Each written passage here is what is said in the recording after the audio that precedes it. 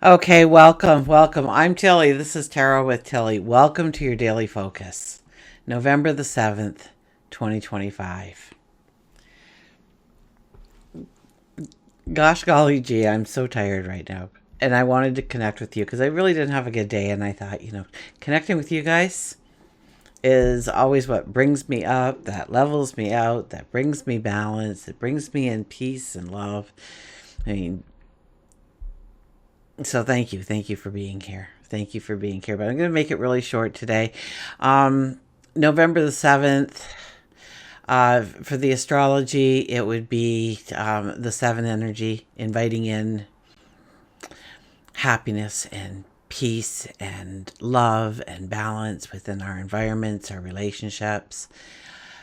The daily would be an 18, which is our heart center, allowing our heart to be led with curiosity towards what could be in our lives.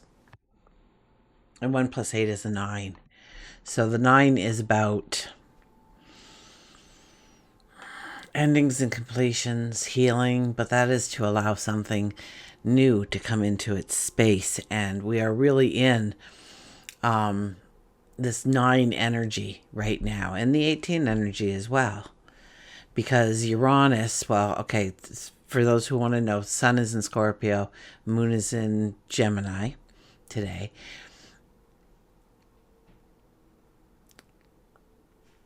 And I think I should make mention that the moon has yesterday probably has passed over Uranus, and now Uranus goes stationary. No, it is stationary retrograde. It is going into back into Taurus. Okay, and so that was back in 2018, I think, mid May or June, might have even been April of 2018. And so we have been through this 7-year blitz of Uranus shaking up everything we thought was stable, everything we thought that was secure. That could have been the economy, money. But Uranus is shaking up things that have old values, the old stories. And so for the last 7 years, we have been living through slow but very steady change. Okay. We saw our banks all shift to digital systems. People work online, people work from home. The crypto came into existence, I believe, around this time.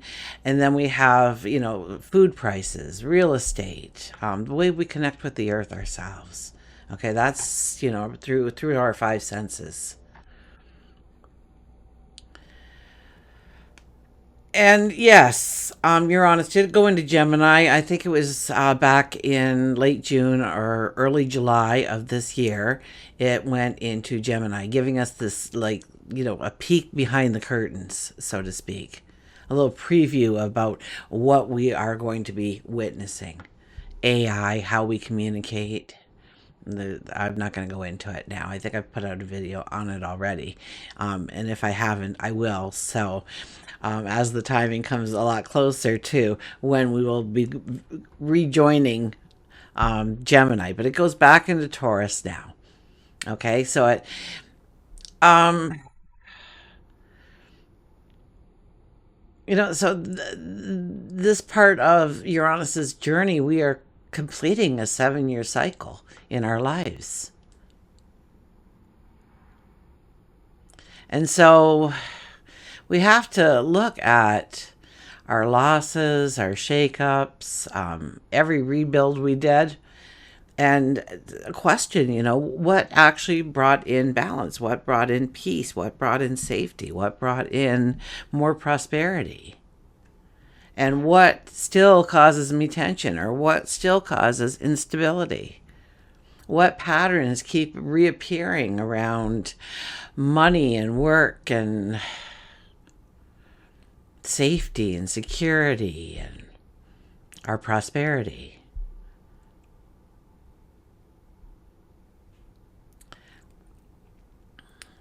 So I could see in January a lot of New Year's resolutions being around some very concrete changes and decisions, because we're not making the decisions right now.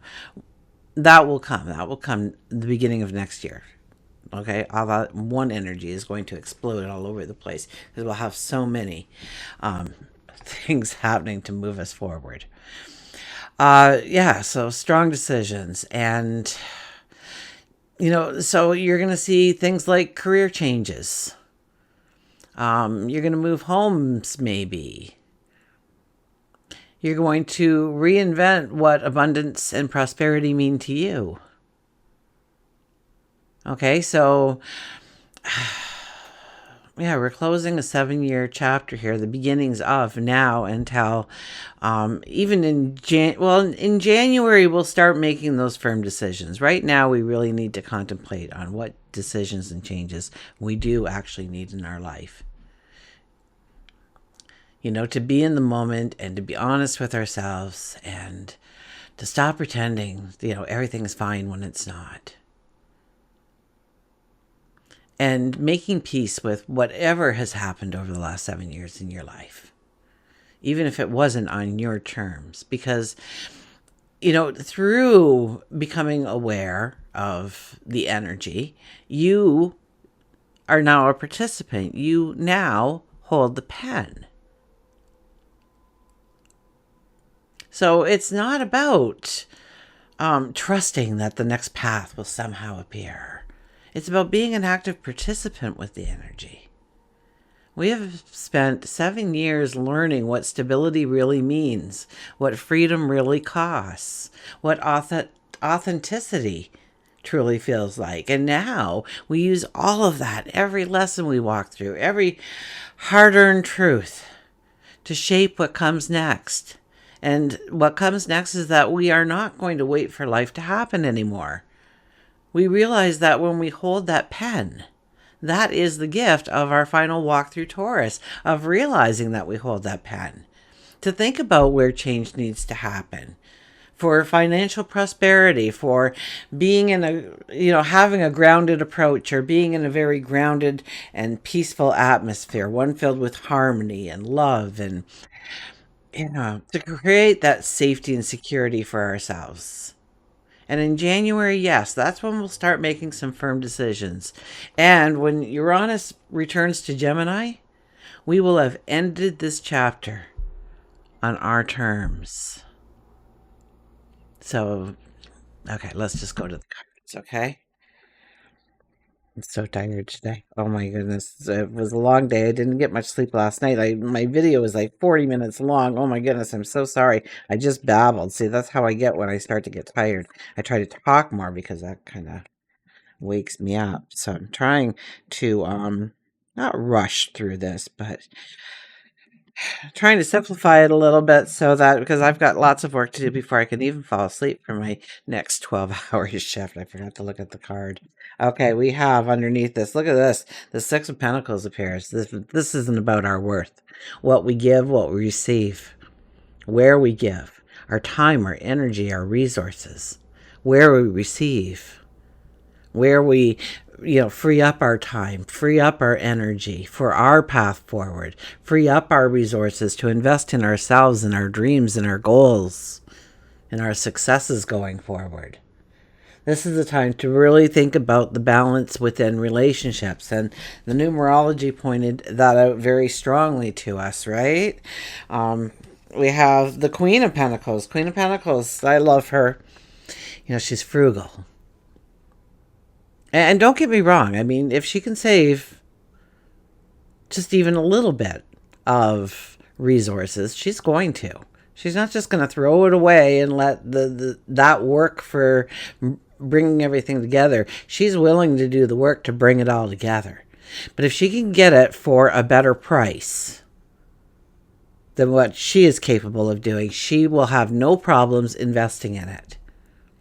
So if you are working every day, 5 days a week, okay? Maybe it's time to have somebody to come in once a week to clean your house for you. Or twice a week. because there are people who love to do that, and that is their livelihood. And they would be thrilled if you picked up the phone and invited them in to clean once or twice a week for you. Or you don't have the time to really prepare your meals. So, you go and you free up the time, you free up the energy to make all your meals for the next 2 weeks and put them all in the freezer so you can just grab your lunch every day. It defrosts by noon and you eat it. That's a very simplistic one. You don't sit there for 5 hours trying to figure out how to fill out your tax forms. You go and you send it all away, and then for a fee, they return it to you for your signature with what you're getting back or what you owe. Maybe you don't look personally at your investments and try and understand what is good and what is bad and what is indifferent, but you give it to somebody who actually looks at those things on a daily basis and made a career off of investing other people's money. Maybe you've been taking transit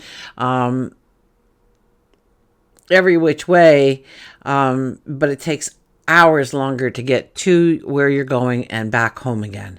And it's just, it's zapping your time. Well, maybe take your laptop with you, and if you're driving transit, if you're driving yourself, maybe listen to an audiobook at the same time so that you are growing in knowledge or wisdom or being entertained. You got to have that once in a while too.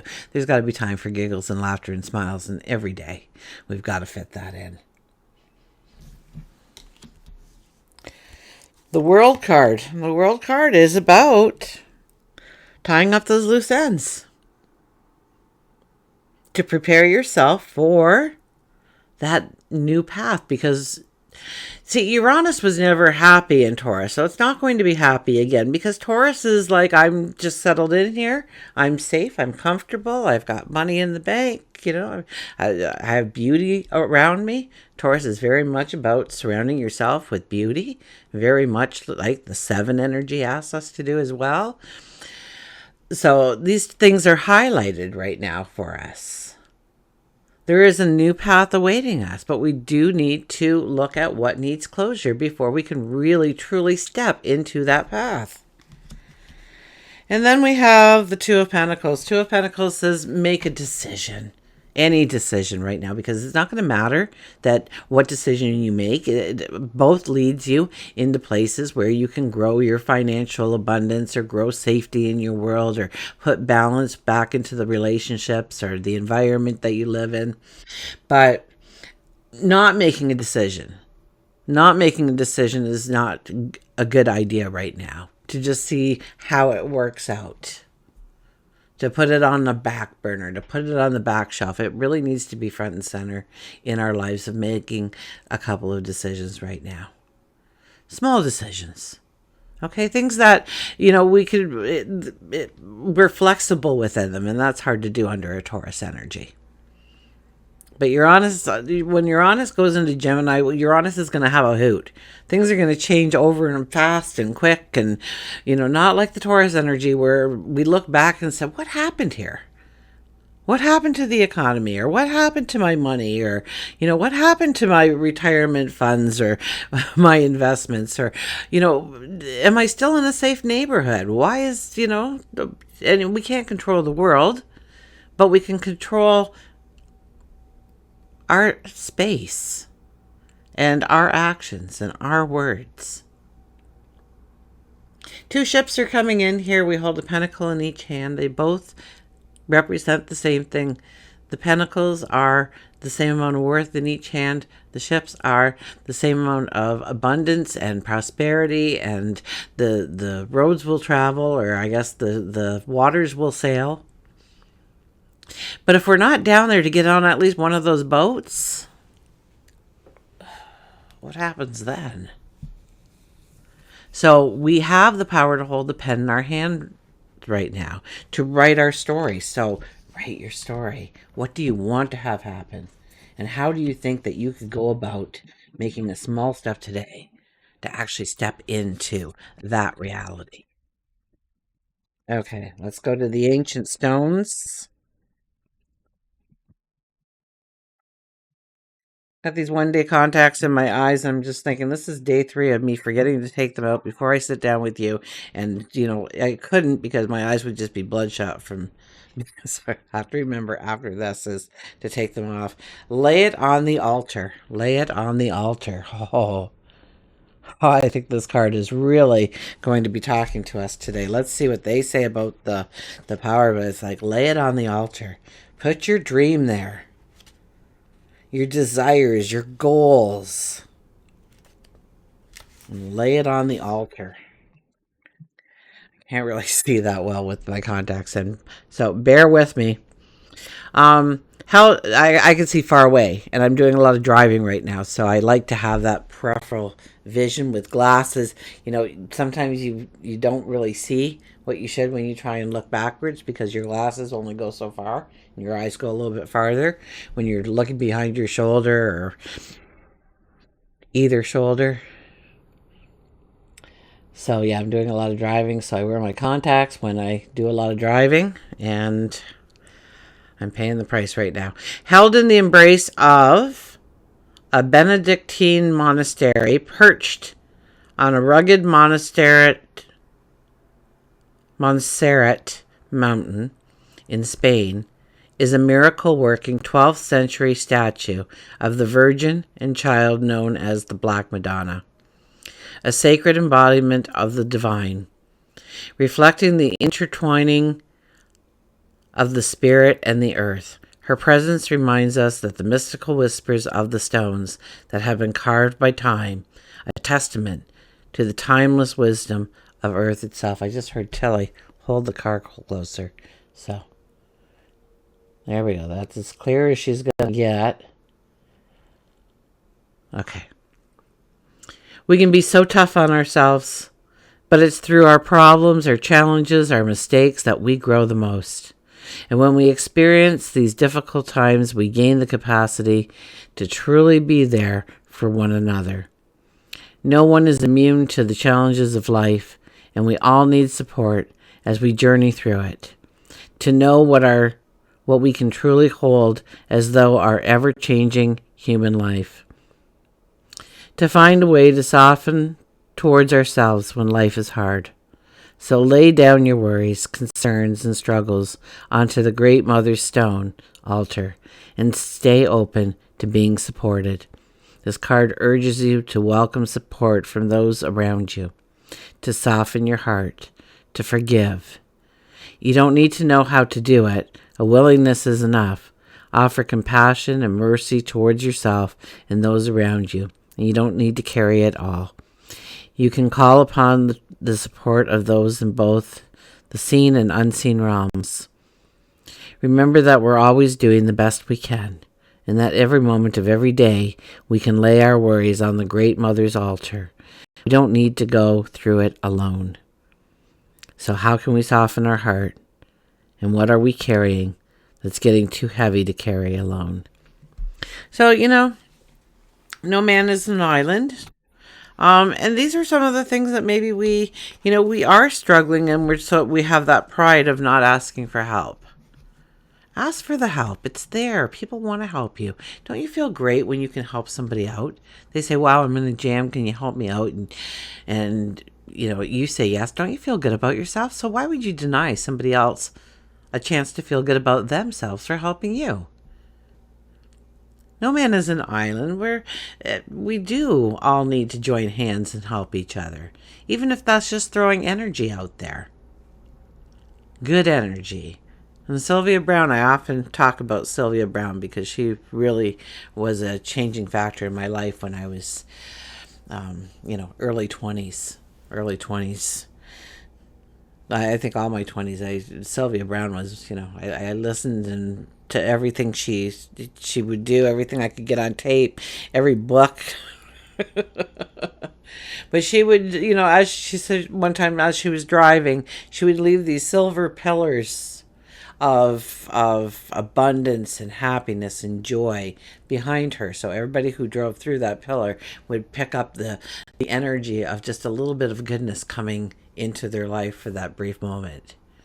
To build around us, to send good energy. You know, if you're having a conflict with somebody, send them some energy of, or if you want somebody to like you, send them some energy of, see them enjoying themselves. And you don't even need to know what they enjoy. Just see them relaxed and happy with a smile on their face. They will receive a little bit of that energy. You might not believe it. You don't have to believe it, but I know for a fact, because I do these kinds of things, that it does affect the other person. And you know what? They tend to start liking you a lot better, and they don't really know the reason why, but they think you're a really wonderful person. But you are, because you're also sending them good energy. And so if you want to help anybody in your life, send them some good energy, pray for them. Anyways, I'm going on. See, I get them in my little grooves. I want to make this fast, and then I just start talking away. Okay, let's go to our animal fast. And so I think, guys, I'm going to take the weekend off, okay? I'm not going to show up for the weekend. We have more than enough energy to deal with right now. More than enough, ways we have. So Mars and Pluto being very strong. Of course, Mars is also in the very first degrees of Sagittarius. That energy is strong. Uranus going now into Taurus. That energy is strong. So